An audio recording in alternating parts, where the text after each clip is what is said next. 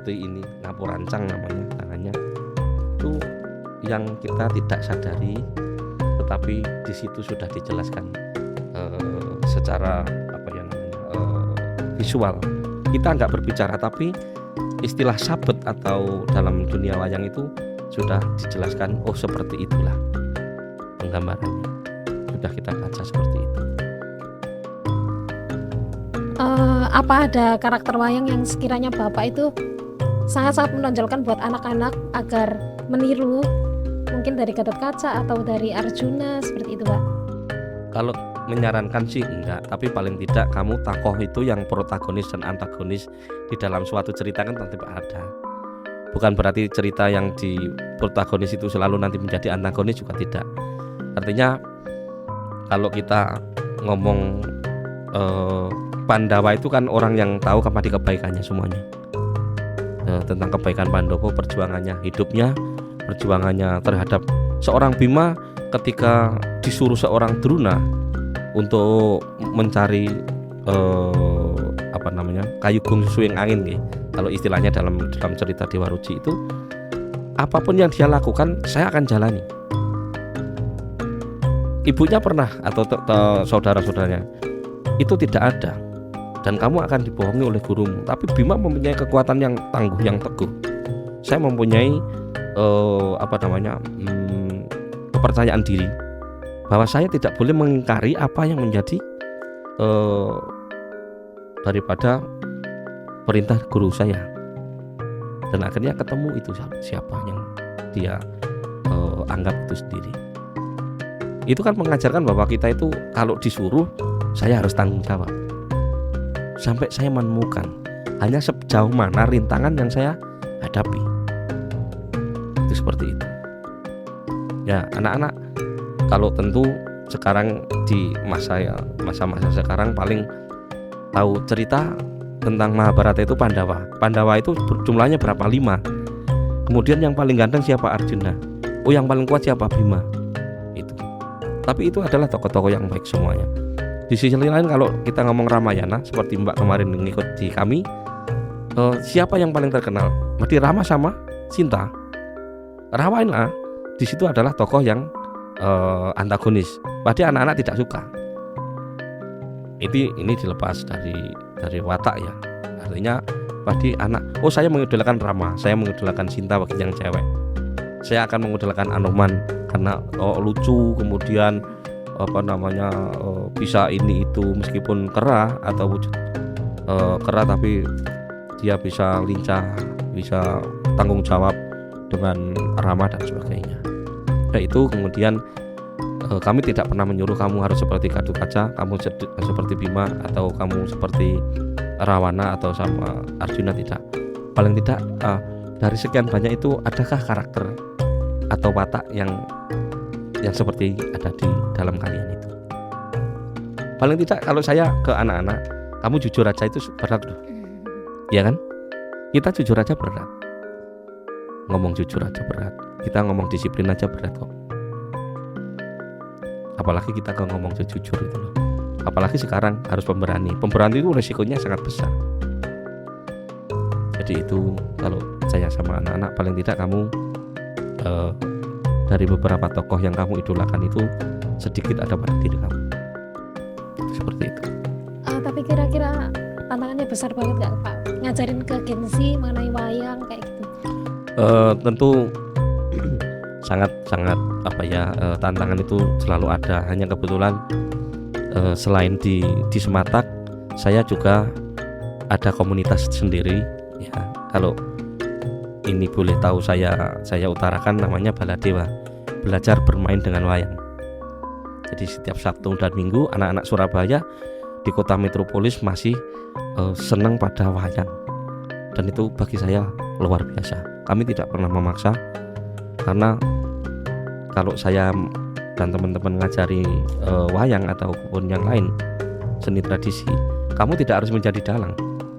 Kamu nanti mungkin jadi dokter, kamu mungkin nanti jadi seorang arsitektur, kamu sedang seorang guru. Tapi sekarang kamu lagi senang untuk belajar wayang, ikuti aja. Kalau tantangan tentu Dan tantangan yang paling berat adalah bahasa. Orang Mendalang itu kan 99% bahasanya bahasa Jawa dan harus tahu bahasa Kromo Inggil, bahasa Kromo Madya itu kayak apa, dan bahasa wayang sendiri itu ada. Jadi memang berat kita di era sekarang adalah tentang kebahasaan. Kalau unsur sabet itu bisa dipelajari, tapi kalau bahasa itu tidak bisa singkat. Dan tidak, meskipun anak-anak SMA sekalipun, saya kira untuk bahasa Kromo itu masih sangat-sangat berat, karena kondisi lingkungan dari keluarga juga, kemudian lingkungan sosial dan sebagainya. Itu salah satu faktor kalau dianggap penghalang bukan sih, tapi rintangan kami terhadap untuk bermain wayang itu seperti itu. Tapi sejauh ini anak-anak kan pasti excited ya Pak ya? Tentunya saat begitu, belajar wayang. pasti. Ya Mbak tahu kan kemarin kayak apa, mau pegang aja rebutan gitu loh. Artinya apa, bahwa memang mereka belum pernah, apalagi pegang gitu. Oh ternyata wayang tuh kayak gini sih. Oh saya mau pegang, saya mau foto dengan wayang. Artinya apa? Di dalam jiwanya mereka itu masih ada unsur, ternyata saya masih, kalau saya mengenalkan pada dunia wayang itu masih tergugah. Kalau mungkin tidak suka, dia cuek aja. Bahkan mungkin apa sih itu, kuno dan sebagainya. Tapi kalau anak-anak masih mau pegang aja, bagi saya udah syukur, alhamdulillah gitu loh. Mau rebutan pegang wayang, saya mau foto dengan wayang, mau ini dan sebagainya. Itu saya kira ternyata di dalam jiwa-jiwa anak itu masih tumbuh budaya-budaya yang sekarang sudah mulai tidak banyak digandrungi oleh anak, bahkan masyarakat yang ada di Indonesia, khususnya Jawa ini. Tapi aku yakin bahwa wayang tidak akan pernah mati. Gitu aja, keyakinan. Apa ada kayak cara khusus Bapak mengajarkan kepada siswa Sematak gimana sih wayang itu, kayak gitu? Mungkin ada cara khusus Bapak agar mereka lebih menikmati kayak gitu. Kalau di dalam, selain saya memperagakan wayang itu kan ada banyak video. Mungkin bisa jadi anak itu lihat kamu, wayangan itu kan tidak semalam suntuk juga. Adanya namanya pagelaran padat. Itu ada, atau pagelaran ringkas itu 1 jam. Coba kamu lihat video. Saya tentukan ceritanya ini misalkan, dalangnya ini. Kemudian yang kamu dapat apa? Dari ketika kamu melihat itu, kamu bisa mendeskripsikan apa? Nah, paling tidak saya kan bisa mengajak nonton wayang lewat media sosial ya, lewat YouTube. Anak-anak mau nggak mau, kalau tugas dia harus mau gitu loh, harus kerjakan seperti itu. Dan beberapa kali anak-anak pernah saya ajak ke Taman Budaya Provinsi Jawa Timur. Itu waktu itu ada workshop wayang dan ternyata juga antusias. Bahkan ada yang waktu itu naik panggung, Pak saya pengen pegang wayang, itu perempuan waktu itu. Dan bagaimana sih wayang itu seperti begini? Ini kan namanya dipaten, tapi bagaimana tangan-tangan ini bisa bergerak gitu loh, dengan tangan satu seperti ini misalkan. Oh seperti ini bagaimana caranya, dan akhirnya bagaimana, itu seperti itu. Jadi ternyata juga masih antusias untuk ke situ gitu loh, meskipun tidak semuanya ya. Kami tidak bisa, saya tidak memaksakan ya, namanya orang itu tidak harus saya harus semuanya pegang wayang, harus senang dengan wayang, saya harus senang dengan karawitan, senang ya, namanya anak ya macam-macam juga gitu loh. Ada yang memang ada senang di musik, ada yang senang di tari, ada yang senang di film, ada yang senang di sekarang sains dan sebagainya. Ya tidak menyalahkan memang, tapi paling tidak mereka tahu bahwa kita itu punya budaya peninggalan leluhur yang luar biasa. Dan wayang itu kan sudah diakui oleh dunia, diakui oleh UNESCO sekitar tahun 2003, dan setiap tanggal 7 November diperingati Hari Wayang Dunia atau Hari Wayang Nasional. Jadi itu. Mungkin dari Bapak sendiri kayak pada Gen Z ini wayang itu termasuk warisan budaya atau kayak gimana ya Pak?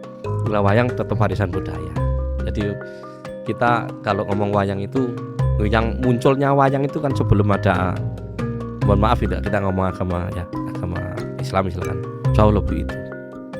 Jadi ada beberapa apa namanya prasasti yang menunjukkan bahwa wayang itu sudah ada sejak lama. Kalau ada yang sejarah mengatakan oh wayang pernah menjadi media dakwah dan sebagainya, ya sah-sah saja. Tapi wayang di Indonesia adalah wayang milik bangsa Indonesia yang diakui oleh dunia, dan prasasti itu ditulis di beberapa apa namanya candi atau apa itu sampai sekarang masih. Dan salah satunya kalau nggak salah Sikaligi Mawayang buat yang Macarita Bimaya Kumara, itu adalah yang menunjukkan bahwa wayang itu sudah ada sejak zaman Mataram kuno, jauh sebelum itu. Jadi memang leluhur yang memberikan. Kalau wayang itu bukan sesuatu yang istimewa mungkin tidak sampai sekarang. Iya sih. Ya, karyanya aja sampai sekarang dan itu dikagumi oleh banyak negara. Kemudian ya kita sendiri, dan wayang itu akan terus berkembang. Kalau yang menciptakan wayang itu hanya sekelompok mungkin orang-orang biasa, mungkin tidak sampai saat ini. Itu kehebatan para nenek moyang kita yang menurunkan atau mewarisi budaya yang tidak seolah-olah menjadi budaya yang tidak mempunyai bobot, tapi secara kita ada di ajaran moral, kita ada karakter, kita ada di tata krama, religi dan sebagainya. Mungkin Bapak ada sorry ya. Mungkin Bapak ada closing statement buat kayak cara menggait siswa atau Gen Z zaman sekarang, yang apalagi Gen Alpha ya Pak ya, yang kemudian nantinya akan lebih condong ke teknologi, film kayak gitu-gitu. Gimana menurut Bapak agar mereka bisa lebih suka atau mau mempelajari lah Pak, kayak wayang ini gimana, karakter gimana kayak gitu. Kalau saya silakan teknologi itu untuk diikuti, karena memang harus diikuti, perkembangan teknologi harus diikuti karena perkembangan zaman. Tetapi jangan sampai warisan leluhur budaya kita yang itu sampai hilang. Satu, kemudian ini adalah sesuatu yang sangat luar biasa, yang tidak ada dua. Tapi kita tinggal meneruskan aja, menjaga tradisi itu, paling tidak mengenali lah. Kita mengenali, jangan takut, jangan malu bahwa seni tradisi itu nanti dianggap kuno, tidak. Tapi mari kita wayang ini khususnya kita jaga rohnya, kita jaga semuanya bisa supaya sampai di akhir zaman. Saya kira itu harus aja. Selalu dilestarikan ya Pak. Siap. Padahal Betul. kan zaman sekarang tuh kayak kalau ada nih teman-teman suka nari tradisional atau suka karawitan, suka dari apa namanya yang nyanyi itu Pak, Sinden dan sebagainya. kayak gitu kan pasti dibilang kayak, kok kamu sukanya yang kuno-kuno sih, kayak gitu ya Pak ya. Padahal Ya itu kan pengetahuan yang sangat dangkal aja bagi kita gitu. Jadi kita sekolah dalang itu kan ada, seperti di SMK 12 ya, SMKN 12 itu kan ada. Kemudian kita diisi itu kita mau ambil jurusan pedalangan misalkan, ada diisi Jogja atau di Solo itu. Kemudian kan kalau isi tidak hanya di Jawa, seperti di Bali juga ada, di Padang Panjang juga ada, itu di Bandung juga ada. Tapi rata-rata kalau belajar wayang Jawa itu kalau nggak diisi Solo juga ada diisi Jogja. Intinya bagi saya, bagi anak-anak sekarang, anak-anak muda, kamu jangan merasa malu, kamu jangan merasa kuno, tetapi itulah jati diri kita. Budaya adalah roh kita, budaya adalah jati diri kita. Khususnya wayang kulit tidak akan redup, tapi tetap membara sampai akhir zaman. Saya kira gitu. Jadi gini teman-teman Warta 17, bahwa SMA 17 Agustus itu masih tetap membudayakan wayang, terutama pada mata pelajaran mereka. Jadi di Sematang Surabaya ini siswa-siswa diajarkan untuk tetap mengembangkan apa itu budaya, warisan budaya, dan tetap melestarikannya. Seperti itu ya Pak. Betul sekali. Oke. Terima kasih Pak Ipung sudah mau meluangkan waktunya untuk datang ke podcast Warta 17 dan mengisi mengenai wayang yang ada di Sematak. Terima kasih. Terima kasih juga Mbak Ika atas kesempatannya untuk bisa berbincang sedikit tentang apa itu wayang, yang mana wayang itu akan terus berkembang di Sematak, insya Allah begitu. Terima kasih Pak. Terima kasih.